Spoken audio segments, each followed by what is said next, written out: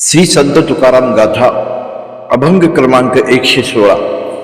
चित्त ते चिंतन कल्पनेची धाव, जे जे वाढे हाव इंद्रियांची,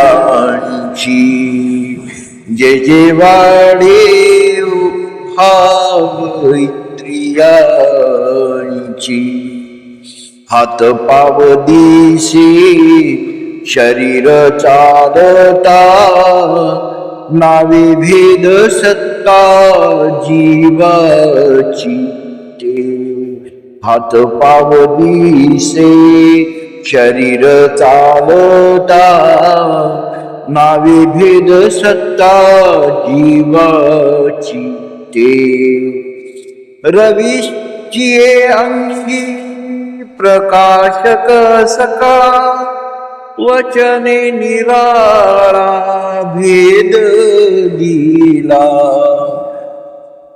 रवीची अंगी प्रकाशक सकळा, वचने निराळा भेद दिला।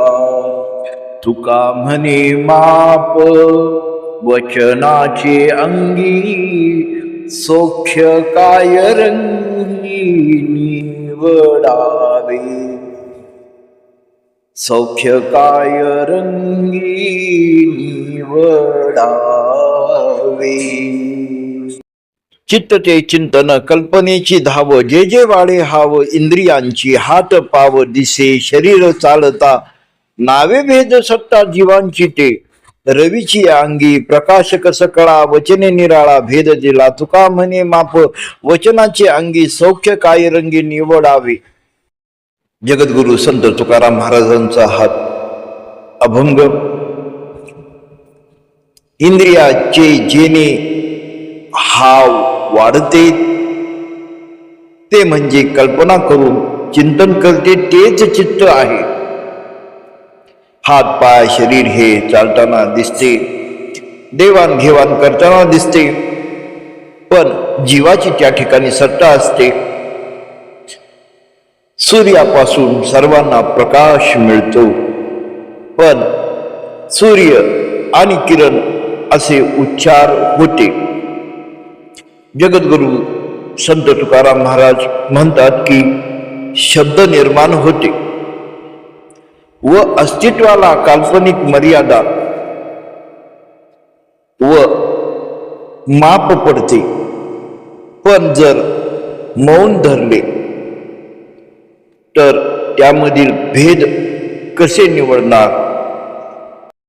चित्त ते चिंतन कल्पनेची धाव, जे जे वाढे हाव इंद्रियांची। हात पाव दिसे शरीर चालता, नावे भेद सत्ता जीवांची ते। रवीची अंगी प्रकाशक सकळा, वचने निराळा भेद दिला। तुका म्हणे माप वचनाची अंगी, सौख्य काय रंगी निवडाव।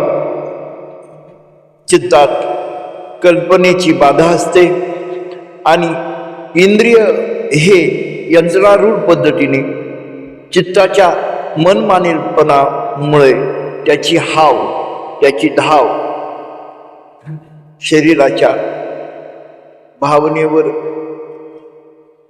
होते व त्यातून जे सुख दुःख ते जीवाला भोगावे लागते।